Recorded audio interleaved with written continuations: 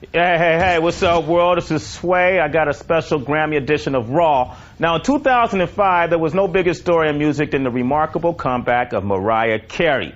4 years after releasing Glitter, the movie that bombed, getting dropped by her record company, and 2 stints in the hospital for what Mariah herself labeled exhaustion, the down but not out diva pulled it together and released an undeniable classic.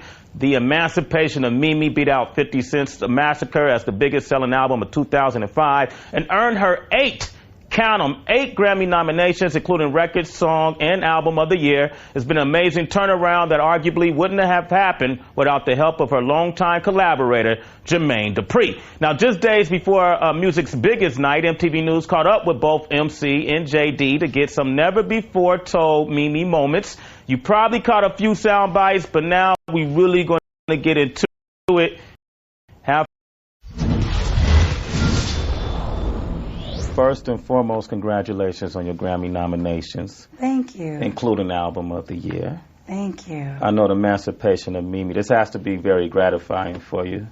It's incredibly gratifying, and I think we've spoken a couple times throughout this project, and it's just been like incredible blessing one after another. So it's amazing. You and Jermaine Dupri, this is like a award-winning tandem, the two of you. Every time you guys come together, you always produce hits. You know, at what point did you decide to work with Jermaine on this album? Well, I always want to work with Jermaine. I've worked with Jermaine on every actual album that I've done. But this time around, he was really busy with Usher in the beginning of the recording process. And it wasn't that I called and was like, he was like, I'm busy with Usher. No, he was just out winning awards with Usher. And I was like, let me just do other things and whatever. And then I saw him in Mexico, played him some of what I had. He had certain favorites, one of which didn't even make it onto the album. And we were planning on working together. And finally, I was like 15 songs deep into the record. And both L.A. Reid and Benny Medina were like, why haven't you and J.D. gotten together yet? And it's like, I was like, I don't know, maybe he's busy. And I called him, he's like, come down tomorrow. So I came down there, my usual 2, 3 in the morning, arrival. They were like, thanks, because typically they're going out to the club at that time. So we worked till like 6, 7 in the morning. And I think the first one we did Like That and Shake It Off. I wasn't even part of her record at first. It was just like something that I think L.A. was determined to do. He's like, yo, you just gotta go. This is what he tells me, that one of his favorite records is one of the records that I did for her, which was Always Be My Baby. A long time ago, that's one of his favorites, and he was just like, one of the biggest records you ever made was with Jermaine, and he's not on this record. So he sent her to Atlanta, and we got in the studio, and the first record we made was Shake It Off. I think that was the first record we made. And then the second record we made was Can I Get Your Number? That was the second record. And then, she went back home and played those songs, and L.A. was like, y'all seem like y'all got something. Nobody couldn't tell me that Shake It Off wasn't going to be my first single and my favorite song. And all my friends were like, you got to put that song out first, just from the demo. And I was like, I know, I love it. I don't know what to do. So then L.A. was like, you guys should go back down there. Go back to Atlanta and do one more just to see what happens, because you make magic together. When I went in the studio, that was my whole thing. It was just like, Mariah, let's just make records that remind me of, the records that I used to hear before I even worked with you. So I had to give her a piece of me, and at the same time she gave me a piece of her, and we, like you said, a collaboration together. So it became something that's, I guess, unbreakable at this point. Okay, let's talk about It's Like That. Okay. Now I want to understand, what do you come up with some of these lyrics? Mm-hmm. Because they're some of the most catchiest lyrics. And when you listen to them, you go, wait a minute, what made her think of them girls are ash and I'm lotion? It actually says them chickens is ash and I'm lotion. Well, we were sitting around basically having jokes. Like, I never thought, okay, I put so much time and effort into my lyrics usually, and usually I'm alone, like I said, on a beach, just writing and scribbling things out and going over and over. But when I do get with people that I like to work with and to collaborate with lyrically, it's cool, particularly when it's like from the school of like people that do rap music as well, because, you know, obviously I'm a big hip-hop fan, but also it's like a different perspective and a different like take on things.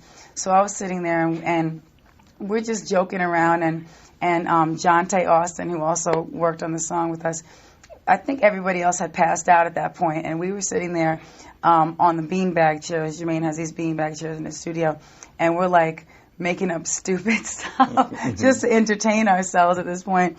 And then Jermaine came back in the room, and we're all sitting there going, something about ash and lotion. I don't even know how it happened, but it was like, okay, here's the rationale. We're not saying, we're not calling somebody ashy. We're actually saying you actually are ash and we're lotion. So basically, like, you are the antithesis of us. Like, basically, we're talking to the guy, like, I'm talking to the guy, like, them chickens is ash and I'm lotion. You need to get rid of them and I'm the antidote. It's just to make the girls going out to the club that night feel good. I look at it as a feel-good lyric. Like, you're getting ready to go out, you're in the mirror, you don't know about this because you're not a girl. Guys just get dressed and go. Girls, we take time, we put on music we want to listen to, we get the makeup together, you be in the mirror like, them chickens is ash and I'm lotion, you know, getting ready to go out. I was like, we need to inspire the girls. You know what? Never did I think after all these years of writing songs and being like, no, I can't say that. No. That the them chickens is ash and I'm lotion is going to be the Grammy nominated song. That's great, though. However you get it. You know what? It's fun, though, because it's like the real me having a good time, and that's what's really cool about it. The Calgon lyric. JD, I have to. Just like what it said, just like the Calgon commercial. Because he was saying, I gotta get away, and I was like, I like that, but I think maybe we could like come up with something a little more like specific. So we went back and forth and came up with, I gotta shake you off, I gotta shake it off, and so many people are telling me like that's their favorite song because it can apply to a girlfriend, a boyfriend, a life situation, a job, whatever. Like, just, you got to just shake everything off. So when he was saying, got to get away, I guess that probably inspired the Calgon, take me away thought to come into his mind. I was like, JD, and Bow Wow was in the other room, right? So I was like, JD, people don't know Calgon, take me away. That's from like 1901. I'm like, we were babies. Like, what do you, nobody knows. Don't nobody know that anymore. And he was like, yes, they do. We're going to bring it back. And I was like, all right, we'll see. So I went in, and Bow Wow was in the room. I'm like, Bow Wow, do you know something called Calgon, take me away? And he was like, I think Snoop, I know it from Snoop because Snoop used it in his song. So I was like, all right. Bow Wow knows it. So he knew what it was? Bow Wow knew what that was? He didn't know what it actually was. He just knew that Snoop used it. Okay. Shake It Off was called something else. And I can't remember what the song was when we first started making the record. But it wasn't Shake It Off. It was something else. And it had something to do with, I got to get away from this situation. Even though that's what Shake It Off means, is to get it, I got to let it go, get away from me. But it was something closer to meaning get away. And only thing I could think of when the get away type of thing at that point was just like Calgon, take me away.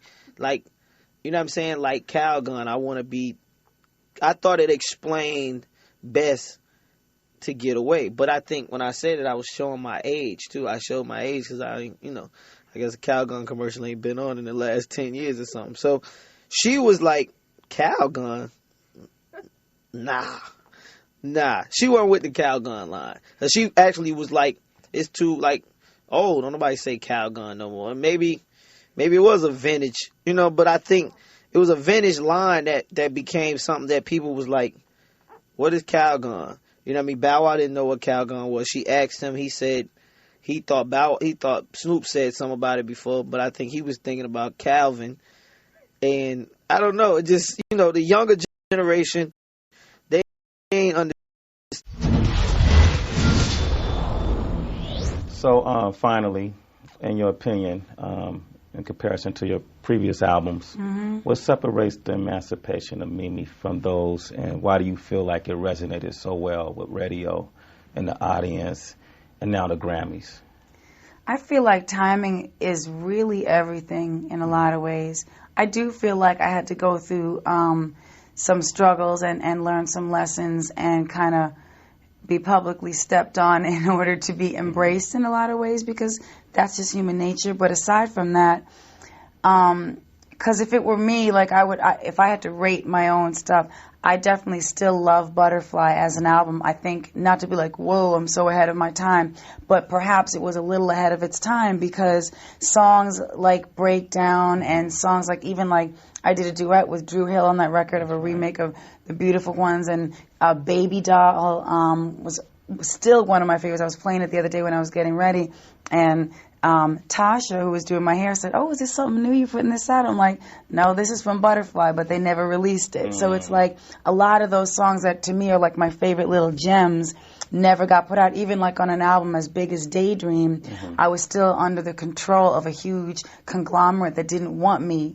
to go to urban. So even after 3 huge hits, Fantasy, which the pop people were only allowed to know it was a pop song. They didn't know the ODB version. Now everybody knows that because, That was the version. Right. But to the Suits, that wasn't the version. Okay. So, and then One Sweet Day and then Always Been a Baby. Still, they made me put out like a real straightforward ballad, and I wrote it. I know how to do that, afterwards. But I wanted a song called Underneath the Stars, which to me is some of my best writing, lyrically, melodically, and in every way. And it was never released. So, I think that this time around, the great thing is the songs that I love were allowed to be released. Wow. And I was, the people that I'm dealing with, everyone from, everybody at the label really, is so supportive of me being me. And I think the fact that L.A. Reid came there was really a godsend, because he didn't try to put me in a box that I don't belong in. He didn't try to say, let's capitalize on what people think this or people think that. He was just like,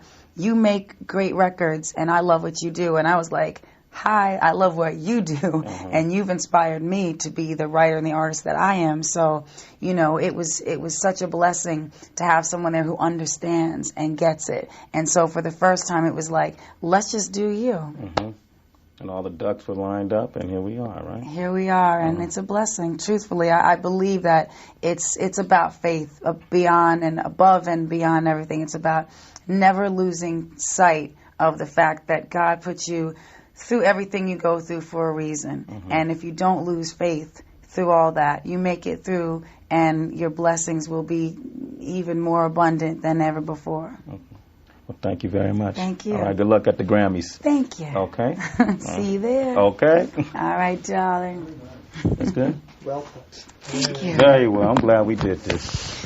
Yes, I am. I'm sorry it was such a